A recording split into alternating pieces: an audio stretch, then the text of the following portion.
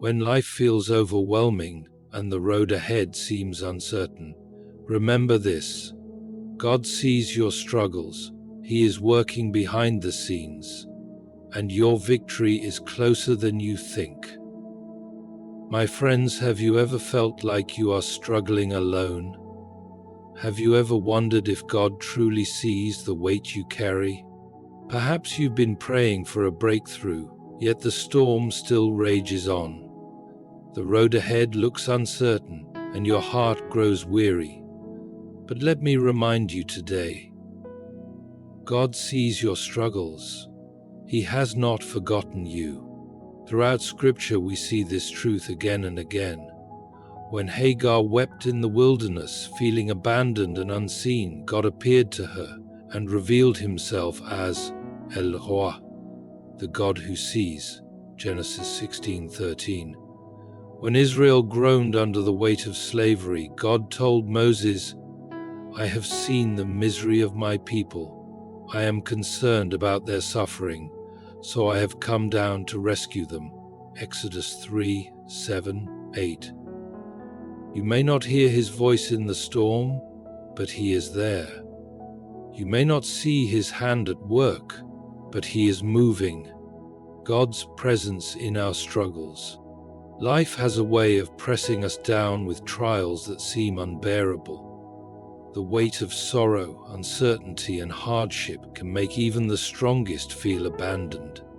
There are moments when prayers feel like they echo in an empty sky, when silence from heaven seems louder than our cries, and when we wonder if God has turned his face away. But let me remind you of a truth that never wavers. God sees you. He sees every tear, every sleepless night, every unspoken pain. He is not distant. He is not unaware. He is watching over you with love deeper than the ocean and strength greater than the storm. From the beginning of time, God has proven that he does not merely observe from afar. He steps into our suffering. When Israel groaned under Pharaoh's oppression, their cries reached the ears of the Almighty, and he declared, "I have surely seen the affliction of my people, and I have come down to deliver them." Exodus 3:78. God's nature has not changed. He still sees, he still delivers. Consider Hagar, a woman cast into the wilderness, abandoned and alone. With nowhere to turn, she lifted her voice in anguish, believing she had been forgotten. But in that desolate place, God appeared, and she declared, "You are the God who sees me." Genesis 16:13. If he saw Hagar in her distress, do you think he does not see you? If he heard the cries of Israel, do you think he does not hear yours? The God who split the Red Sea, who fed Elijah in the drought, who closed the mouths of lions for Daniel. That same God is watching over you. Suffering does not mean God is absent. It is often where we see him most clearly. Shadrach, Meshach, and Abednego stood in the fire, and it was there in the midst of the flames that a fourth figure appeared, one like the Son of God, Daniel 3:25. Notice that God did not prevent them from entering the fire, but he was there inside it with them. Sometimes God does not remove the struggle immediately because he wants to reveal his power in it. He does not always calm the storm right away, but he always walks on the waves. Jesus himself, in his most agonizing moment at Gethsemane, felt the weight of suffering pressing upon him. He cried out, "My soul is overwhelmed with sorrow to the point of death." Matthew 26:38. He knows what it feels like to struggle. He understands the weight of pain, rejection, and loneliness. And because he walked that path, so do not be deceived by the silence. Do not mistake the waiting for abandonment. Just because you cannot see the way does not mean God has left you in the dark. He is near to the brokenhearted. He is watching. He is working. And He is for you. Faith through trials leads to strength. There is a refining fire in every trial, a purpose in every hardship, and a lesson in every storm. It is easy to trust God when the sun is shining, when prayers are answered swiftly, and when life moves forward without resistance. But true faith is not proven in comfort, it is forged in adversity. The trials that press against you are not meant to destroy you. They are meant to shape you, strengthen you, and bring you into a deeper trust in God. Gold is purified only through fire. The intense heat removes impurities and leaves behind something stronger, more beautiful, and more valuable. In the same way, your trials are not pointless. They are refining you. The very struggles you are facing are molding you into someone who walks in unshakable faith, someone who does not collapse under pressure but rises with resilience. The enemy would have you believe that suffering means God has forgotten you, but the truth is quite the opposite. God is using it to prepare you for greater things. Look at Joseph, a man given dreams of greatness, yet immediately thrown into a pit by his own brothers. Betrayed, sold into slavery, and falsely imprisoned, it seemed as though everything was falling apart, but in reality, God was positioning him. Every painful step was part of the journey to the palace. The prison was not a dead end. It was a training ground. The suffering was not for nothing. It was the preparation for the responsibility and wisdom he would need when he stepped into his destiny. Consider Job, a man who lost everything, his wealth, his health, and even his children. His suffering was so great that even his closest friends questioned his faith. Yet in the depths of his pain, he refused to turn away from God. Through his suffering, Job encountered the presence of the Almighty in a way he had never known before. And in the end, his faith emerged stronger, and his blessings were restored beyond what he had lost. Trials are not signs of God's absence. They are often proof of his work in your life. The disciples found themselves in a boat during a raging storm, fearful and doubting. But Jesus was with them, walking on the very waves that threatened to sink them. What they saw as a disaster was actually an opportunity to witness his power. If there were no storms, they would never have known that he could calm them. If there were no battles, they would never have seen his victory. The testing of your faith produces endurance.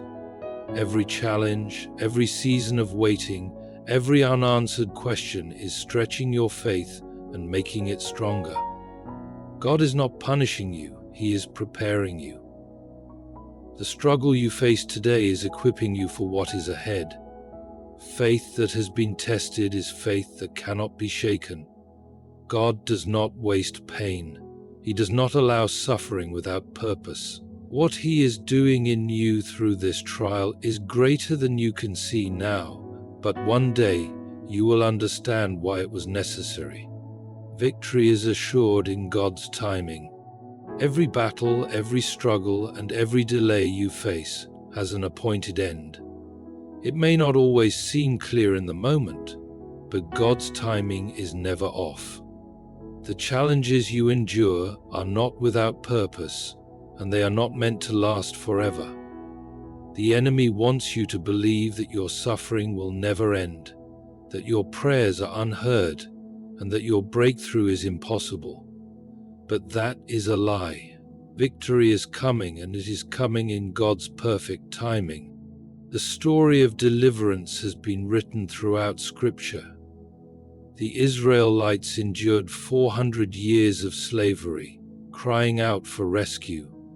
To them, it must have felt like God was distant, but when the time was right, He sent Moses with power and signs, leading them out with miracles, the same God who parted the Red Sea, who turned dry ground into a highway of escape, and who defeated the enemy behind them.